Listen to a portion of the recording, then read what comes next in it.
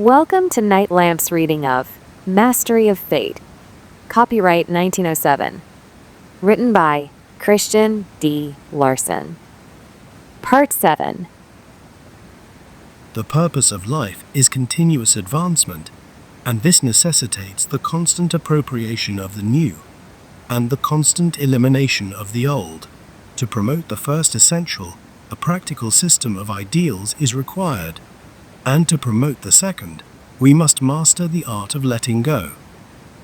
If we desire the new to be created, the creative process of mind must be supplied with new and better impressions.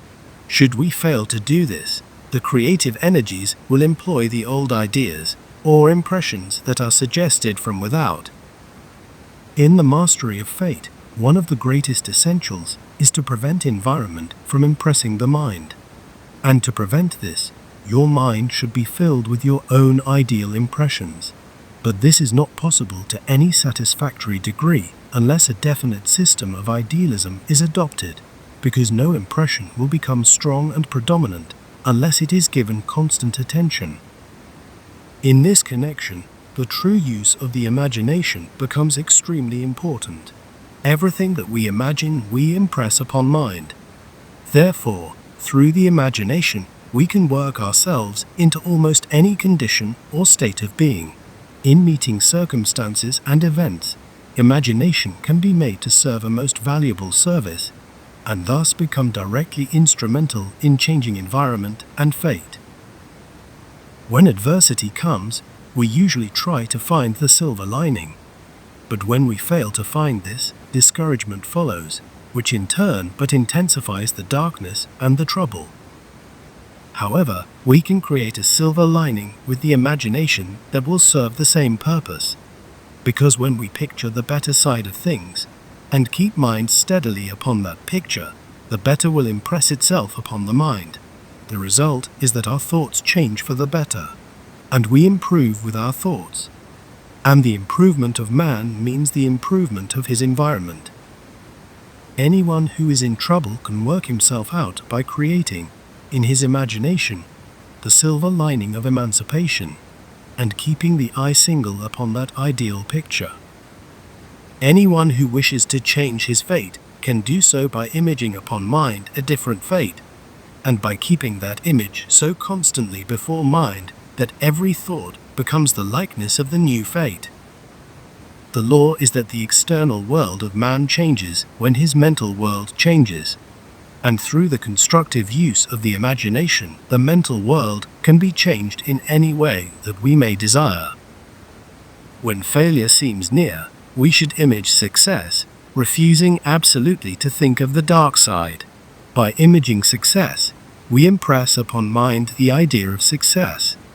Thoughts will be created containing the elements of success, and from these thoughts we shall receive the power that can produce success. Any threatening failure can be overcome and entirely averted by this simple process, providing we live and work as we think. By training the imagination to serve the system of ideals that we may have adopted, we shall soon gain full control of the process that forms impressions upon mind. And when this is accomplished, every high ideal, every great purpose, and every superior quality that we have in mind will be so well impressed upon the mental creative process that perpetual growth into every desirable condition must positively take place.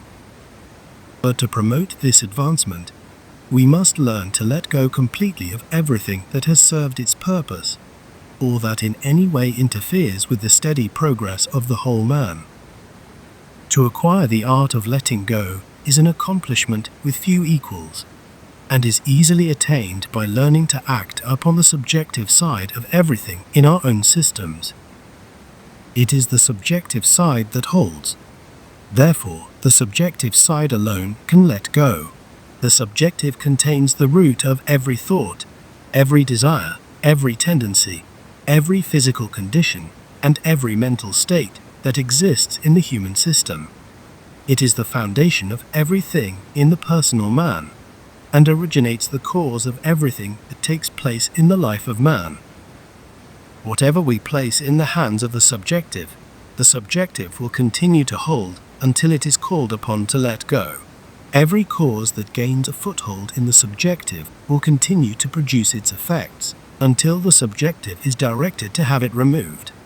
And every impression that is formed upon the subjective will continue to act as a pattern for the creation of thought until a different impression is formed in its place. To know how to deal with the subjective is therefore one of the greatest essentials. And the reason why so few have the power to master their fate is because the conscious direction of the subjective is almost unknown. Mind has two sides, the outer and the inner, or the objective and the subjective. The objective is the conscious mind. The subjective is the subconscious mind. The objective acts. The subjective reacts. The objective mind gives orders. The subjective carries them out. The objective selects the seed and places that seed in the subjective. And the subjective causes that seed to grow and bear fruit after its kind.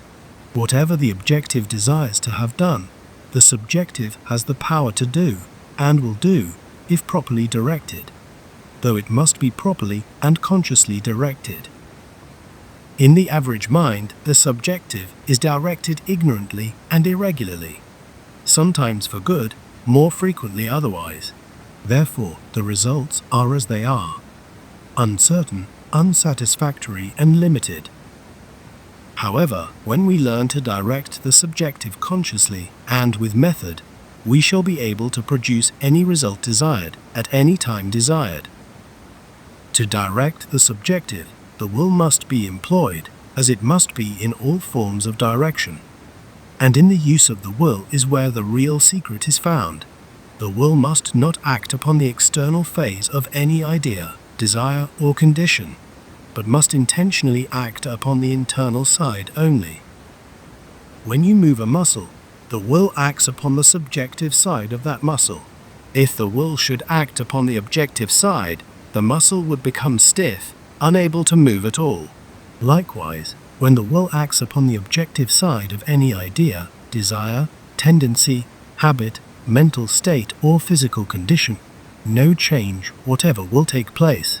But the very moment that the will acts upon the subjective side of those things, they will begin to change according to the desire predominant in mind at the time. Therefore, whatever we wish to remove from the subjective, we should direct the will intentionally upon the subjective side of that which we desire to remove, and desire deeply to have that something removed.